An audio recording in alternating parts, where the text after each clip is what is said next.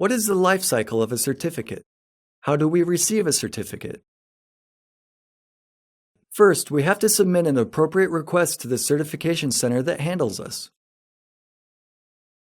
The certification authority should verify us.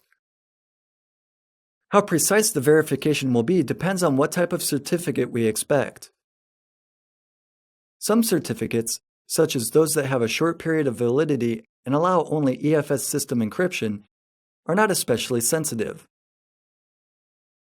They can be issued without the need to personally apply for them. Other certificates, for example, a certificate enabling the recovery of encrypted files using EFS by other users, are much more sensitive.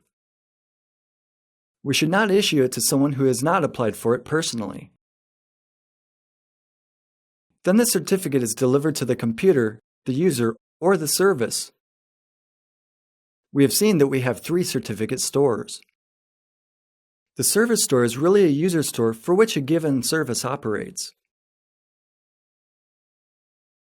From this moment, if the applications are compatible with the public key infrastructure, such a certificate may be used. A good example is the browser. We don't install anything on it, we don't configure anything, and it works. After some time, the certificate expires or it's revoked. Applications check before using the certificate if it's still valid. If not, they block the use of the certificate. If the validity of the certificate has expired, we can ask for its renewal. If we still have the right to use a given certificate, it will automatically be issued to us. We mentioned that applications verify whether the certificate is valid. What does this mean? First, the certificate is valid if it's been issued by a trusted certification authority, either directly or through a subordinate authority whom we trust.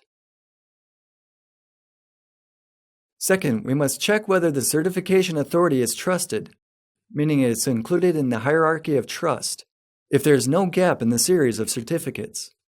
Third, the certificate itself must be correct.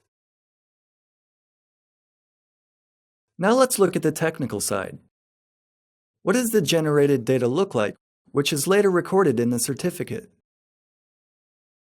To start, we submit a certificate request. Then we generate a key pair, the private key and the public key.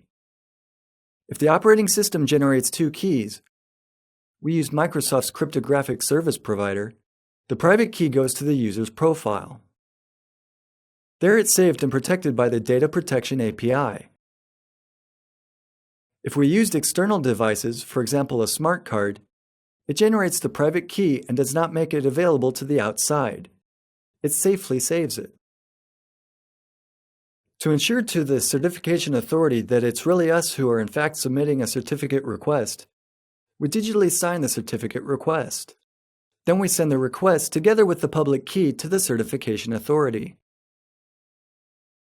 The certification authority should verify our request. It can be processed automatically. Microsoft certification systems process many such requests automatically.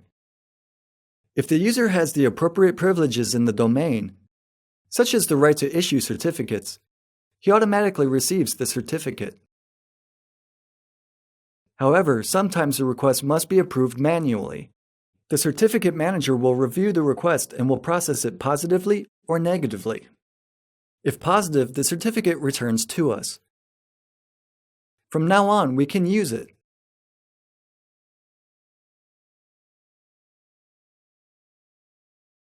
How can we submit a request to issue a certificate? This can be done in several ways by using the certificates console that we saw. By clicking the right mouse button on the Personal Store, there will be an option, Submit New Certificate Request. This only works if we're an Active Directory client. Then the certificate console knows the types of certificates we can request and from whom. Therefore, it completes all the required fields for us. We can also connect to the certification authority through the website. This can also happen automatically.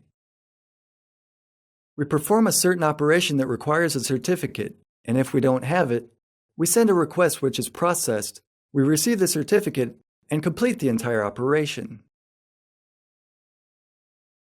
How do we verify the X509 certificate?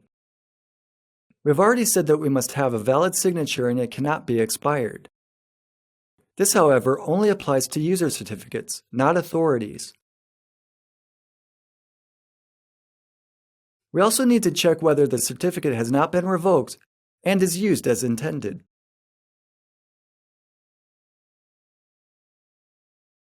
We've already mentioned root certification authorities. We had the opportunity to see a long list of certificates that we trust automatically. We also mentioned that the certification of the root certification authority is unique because it's issued to itself. We already know where the relationship of trust comes from for all computers that we use on the internet.